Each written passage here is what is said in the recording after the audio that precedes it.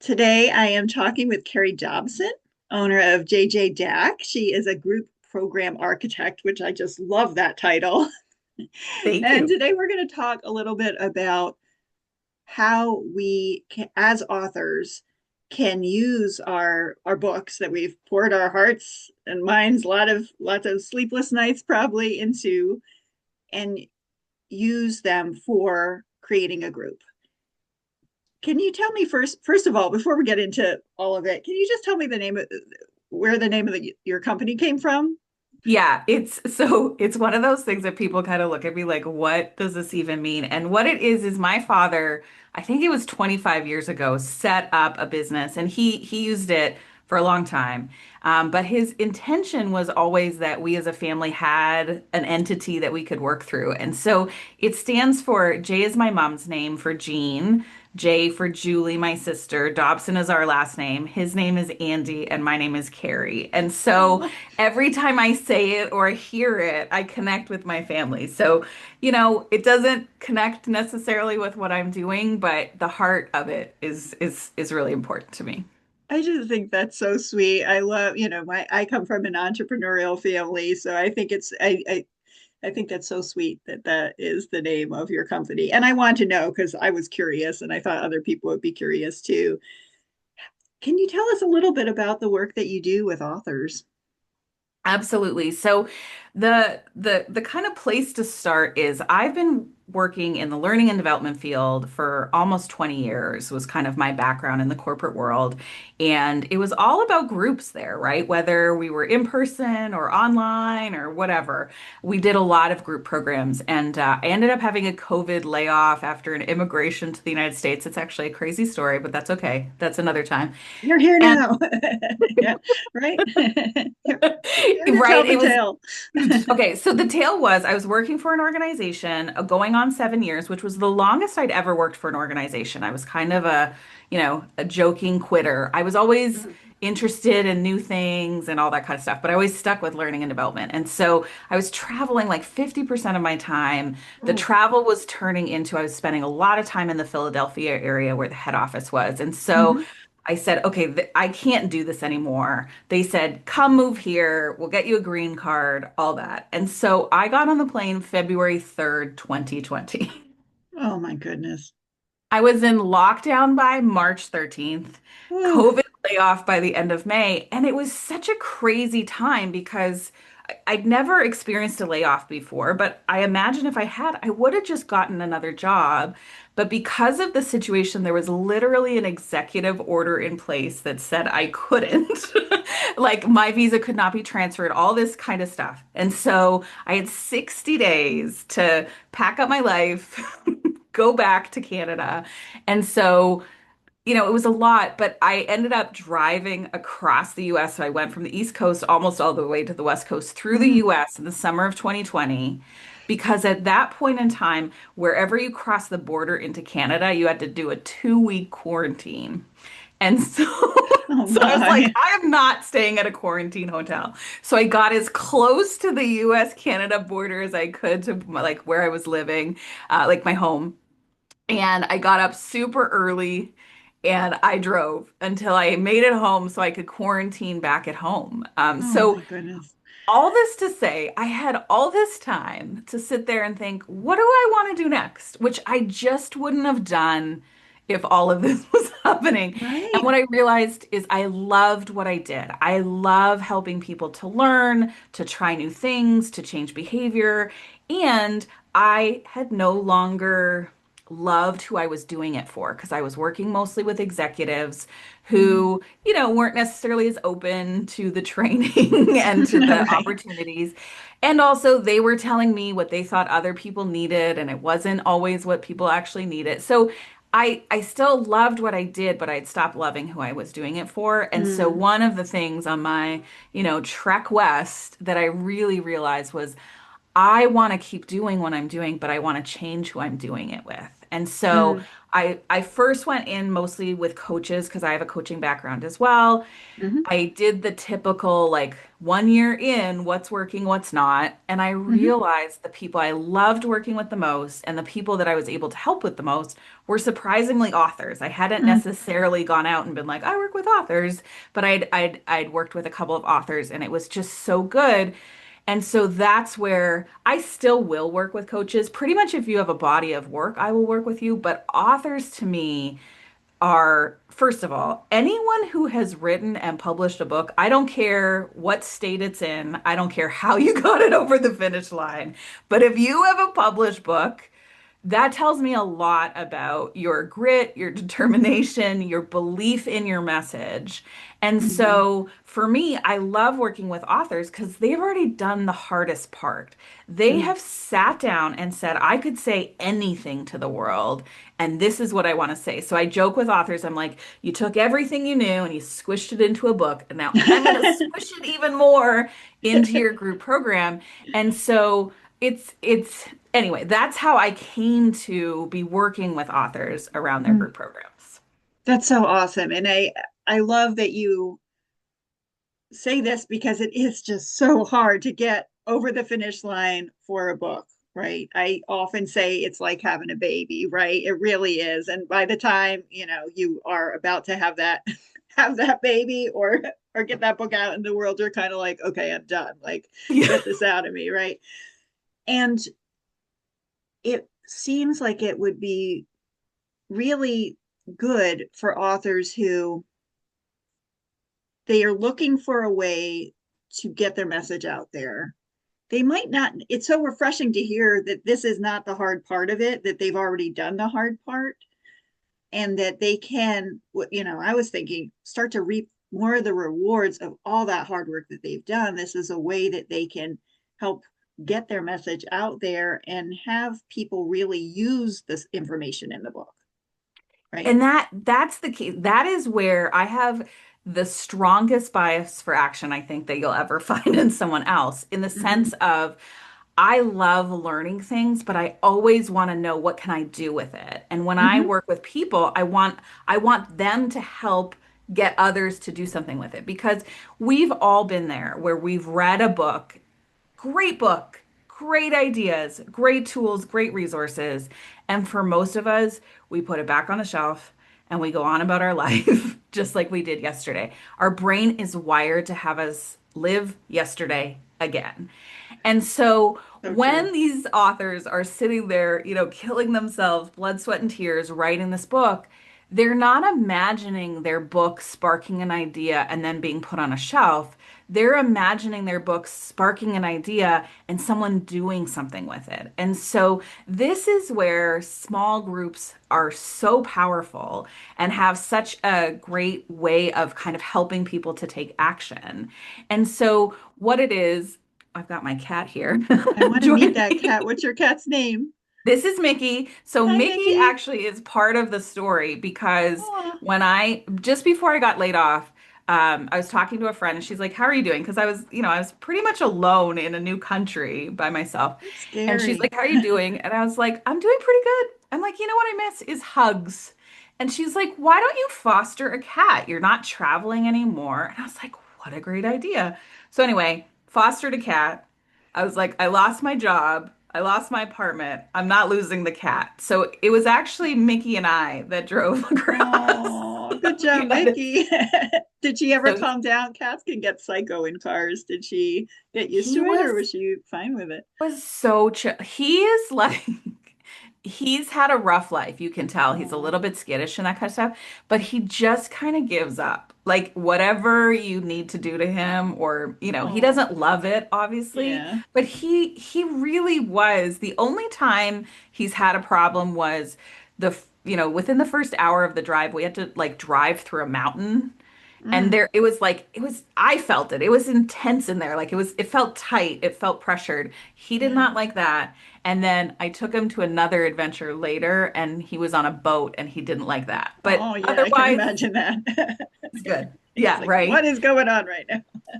Totally. Oh, So That's sweet that So he goes yeah, with so you. that's my Yeah. foster failed cat as Oh, who is now just a part of it, and he loves to take part whenever I'm having video calls. oh. So if I ever am working with someone and I'm sitting down, Mickey is very likely It's to part of the show up. journey.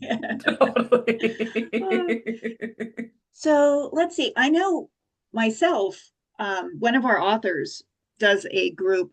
She's done her book is called Entrepreneur. So it's about being an introverted entrepreneur, which I'm like, yes. And she did, her name is Jen Jones, and she did a 4 week book club. Now, by the time I publish a book with someone, I've probably read that book 8 times, right? At least 8 times. And I still joined the book group because I want to meet other people that are introverted entrepreneurs. I want to hear Jen guide us through this process. And it, I knew there were things that I could get out of it that I couldn't get from the book alone. Yes. So you Do you, just Sorry, so you just summarized all the things that a group gives to you, yes, right? So yep. so first and foremost is not everything does go in a book. So oftentimes when you're in a group that's led by an author, you get Mm-hmm, more information, you get the mm-hmm, details, you get the behind the scenes on some stuff that just can't be in a book. right. The second one is that you get to be part of a group of people who Mm-hmm, have a similar desire or interest or, whatever brings them to it. So there's some mm-hmm, similarity to that, mm-hmm, which there's a sense of belonging, which I mm-hmm, love. And even more importantly, when you have a group that is based on that connection and the results, mm-hmm, suddenly you start believing in yourself more. So I always joke with people like, if I tell myself I'm going to do something, probably not going to happen. If I hire a coach, I'm more likely to do it. But at the end of the day, I am paying the coach. So if I decide not to do it, I just don't do it. But if mm-hmm, I'm in a group and I've told other people I'm going to do something, I'm not showing up to the group not having done that, especially if they're counting on me or they're going to ask me about it. The other mm-hmm, thing that happens is I suddenly believe that it's possible more. So if we're in a group together and you've taken a step and you've had some kind of result, I'm suddenly going to believe it's way more possible for me because we kind of started at the same place in this group. You took the action, you got the results. Okay, I can try this too. And mm, so it's this magic that happens with groups where, again, we're not necessarily creating more content. Your book will get you all the content you need. In fact, we will kick out a whole bunch of it, more likely.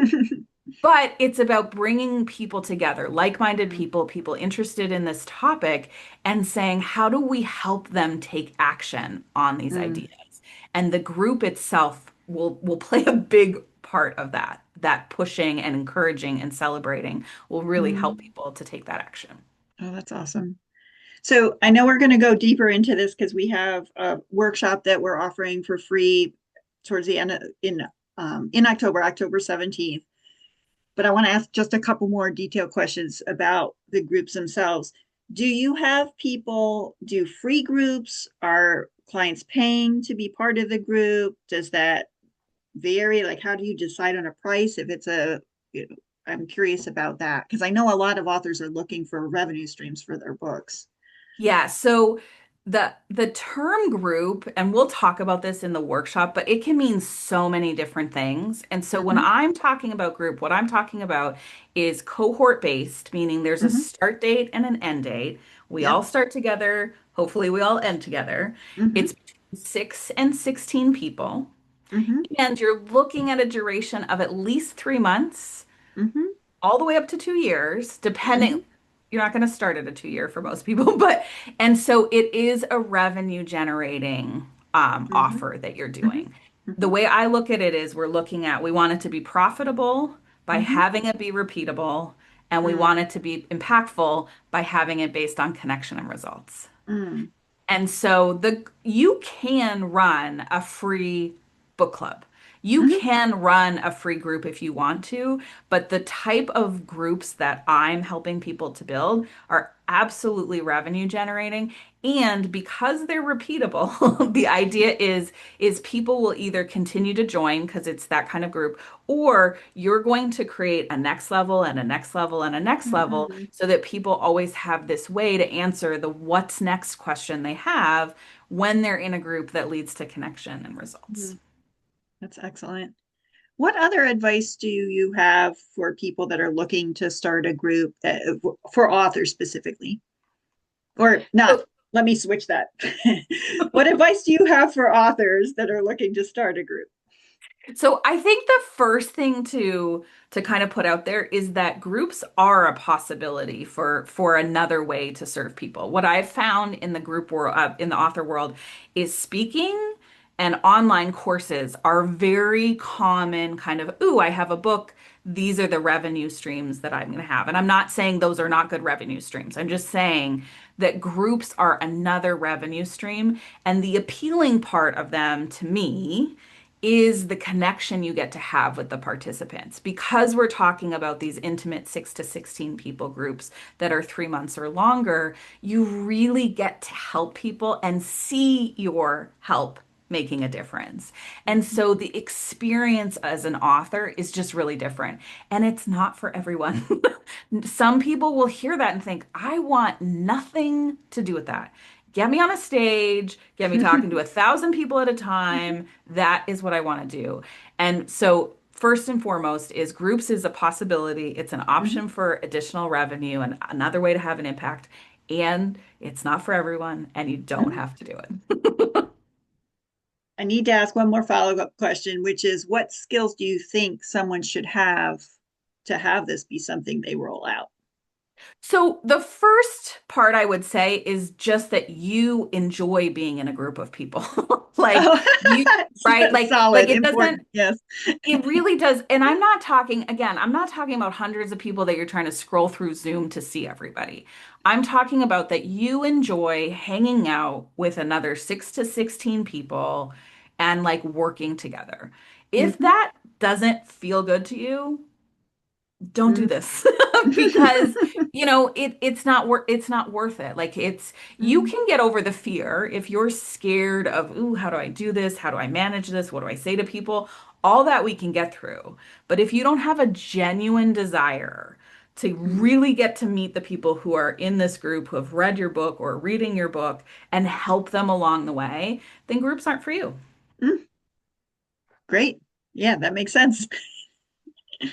And often people will push through a thing because they think, oh, I'm just afraid. This is something I should be doing without stepping back and going, okay, what Yeah, what really aligns with my personality and what I like and what I would do naturally and all of that. So it's a great question. And for some people, they'll be like, heck yes, like definitely that would be my favorite thing to do all day. So it will make total sense to do a group.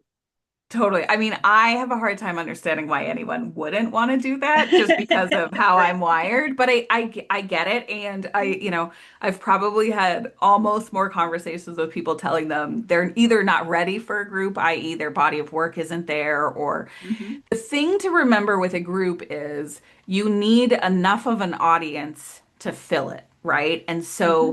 so just like you have to have an audience to sell your book, you need Mm-hmm. an audience to have a group as well. Mm-hmm. And so sometimes people just aren't ready. It's not, they just don't have the audience to support it. Mm-hmm. So sometimes I'm helping them understand like, hey, not yet, but here's, Mm-hmm. do all this and you'll get there. And other times it's like, no, you just really there's this I feel it less in the author world. It's a little bit more in the coaching world where it's like this should. You should have a group. If you're going to have an impact, you should have a group. If you're going to scale your business, you should have a group. And so in that world, I'm spending a little bit more time being like, there's no shoulding in groups. And Like, it's so hilarious. And because I know that this is true, that I think I did my first coach training 9 years ago or something like that. And I've done two like very intensive coach trainings. And that's where I learned about not to should over people. And guess what? There is so much shoulding in that culture of how you actually should run your coaching business. It's really It's fascinating.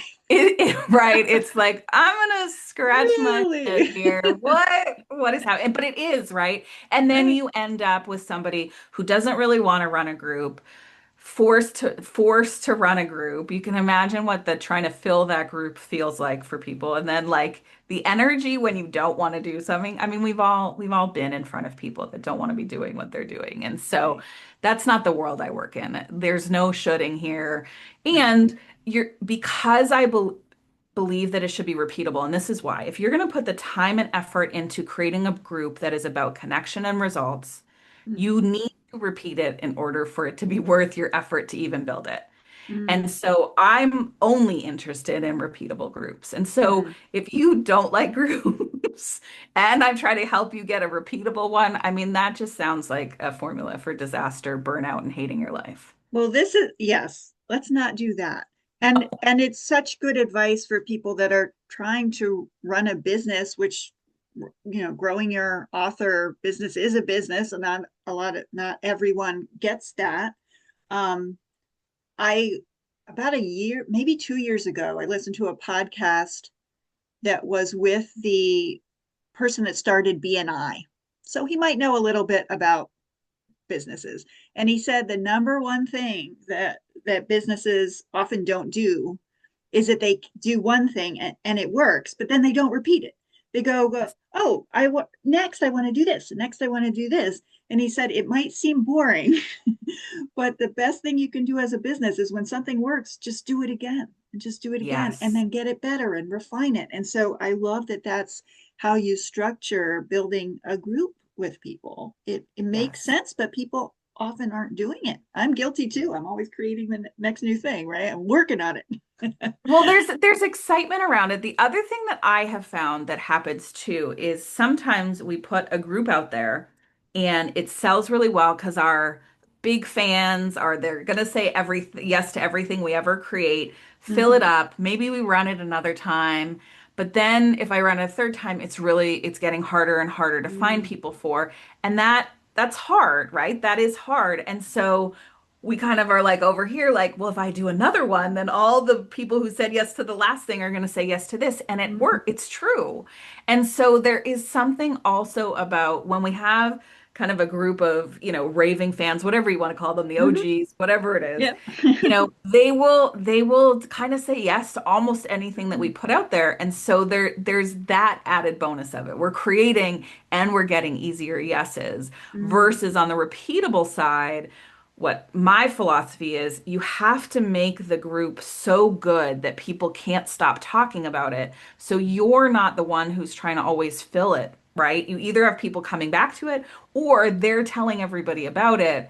And suddenly it's a lot easier. Now you're looking for two new people instead of the whole 16 new people. Yes. And that would just feel better to run Yes. all over, right? Energetically, you're not Yeah. wasting your time recreating things, finding new people, right? And you get more confident in your program because you Mm-hmm. have a consistent results kind of history, right? So Mm-hmm. it's not just a one-off, like, well, I think it works. People liked Mm-hmm. it. It's like, no, look at what this group, how this, out of this group, this person did this. Out of that group, this person did this. So Mm-hmm. there's a confidence that you can build if you stick with something long enough as well. Mm. That's really nice. So we'll be doing our workshop. It's called Transform Your Book into a Vibrant Group on Friday, October 17th, noon Eastern Time. What will we be looking at there? Can you share a few tidbits about what people will walk away with from that group, from that Yes, workshop? totally. Absolutely. And so I practice what I preach. So what we're going to talk about first is what is a group. So we'll go a little bit deeper into what I'm talking about. We'll Mm-hmm. talk about some examples of author specific ones, right? Just Mm-hmm. to kind of widen the idea of what a group can be. And then we're going to use your book. So if you've published your book, you've written your book, you've almost written your book, you have an outline for a book, bring that with you because we're going to use three different books as examples to walk us through how do we identify the key message that we want out of that book to be in our group and what is an activity that we can create around that key message. And so you're going to be working in the session right there with us in that That's hour. awesome. So you'll walk away with at least the starting points of this is an activity I could do in my group so that you can build around it. I can't wait for this. Thank you so much. I'm so glad we're doing this together. And what is the best way for people to get in touch? I will add in a place for people to sign up for the workshop, and I'd love for people to come to that. What's the best people for way for people to connect with you directly? So back to the beginning of our conversation, it's www.jjdak, so Jean, Julie, Dobson, Andy, Carey You don't have to dot remember all the com. names, although there will be a test in the workshop. No, I'm just Totally. kidding. Totally. So that's my website. But if you want to kind of see what I'm doing and what I'm up to, LinkedIn is the only place that I really hang out. So you can Mhm. check me out on LinkedIn too. Awesome. Thank you so much for taking the time, Kerry.